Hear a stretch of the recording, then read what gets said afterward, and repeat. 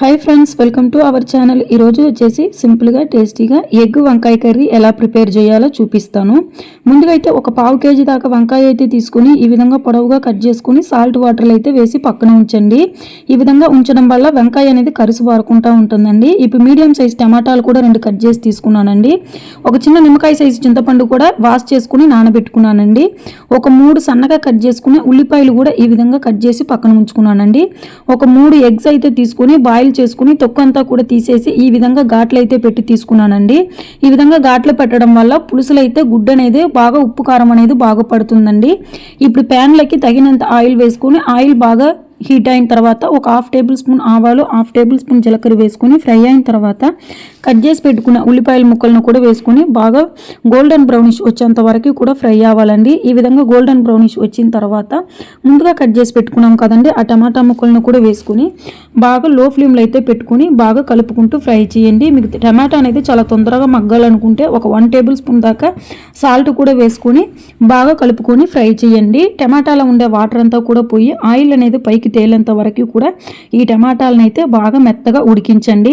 ఈ విధంగా టమాటా అనేది ఉడికిన తర్వాత మనం ముందుగా కట్ చేసి పెట్టుకున్నాం కదండి, ఆ వంకాయ ముక్కలంతా కూడా ఈ టమాటాలకి వేసుకుని ఇవన్నీ కూడా మొత్తం బాగా ఒక 2 మినిట్స్ పాటు లో ఫ్లేమ్లో అయితే పెట్టుకొని అడుగనేది అంటకుండా బాగా ఒకసారి కలుపుకొని మూత అయితే పెట్టి ఒక 10 to 15 మినిట్స్ పాటు మీడియం ఫ్లేమ్లో అయితే బాయిల్ చేయండి.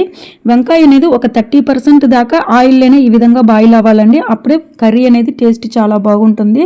సో వంకాయ అనేది ఈ విధంగా బాయిల్ అయ్యేటప్పుడు మీకు 1/4 టేబుల్ స్పూన్ దాకా పసుపు, మీకు టేస్ట్కి సరిపడంత కారం కూడా వేసుకుని బాగా ఫ్రై చేయండి. కారంలో ఉండే పచ్చివాసన అంతా కూడా పోయేంత వరకు కూడా బాగా లో ఫ్లేమ్లో అయితే పెట్టుకుని ఈ విధంగా అప్పుడప్పుడు కలుపుకుంటూ బాగా ఫ్రై చేయండి. ఈ విధంగా పచ్చివాసన పోయేంత వరకు కూడా ఫ్రై అయిన తర్వాత మనం ముందుగా నానబెట్టుకున్నాం కదండి, ఆ చింతపండు రసం అంతా కూడా తీసేసుకుని ఈ విధంగా ఈ వంకాయలు అయితే వేసుకుని ఉప్పు కారం పులుసు అంతా కూడా కలిసేట్టుగా బాగా మొత్తం కూడా కలుపుకొని ఒక 3 మినిట్స్ పాటు ఈ విధంగా బాయిల్ చేసుకుంటూ కలుపుకుంటూ ఉడికించండి.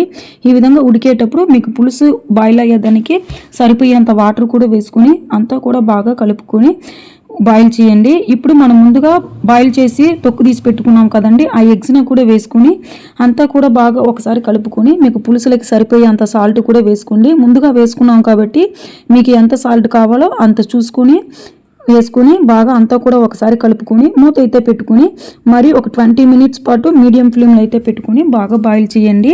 కర్రీ అనేది బాగా ఈ విధంగా చిక్కటి కంటెన్స్కి వచ్చేంత వరకు కూడా బాయిల్ అవ్వాలండి. అప్పుడే కర్రీ అనేది టేస్ట్ చాలా బాగుంటుంది. సో ఈ విధంగా బాయిల్ అయిన తర్వాత సర్వ్ చేసుకోండి. టేస్ట్ అయితే చాలా బాగుంటుంది.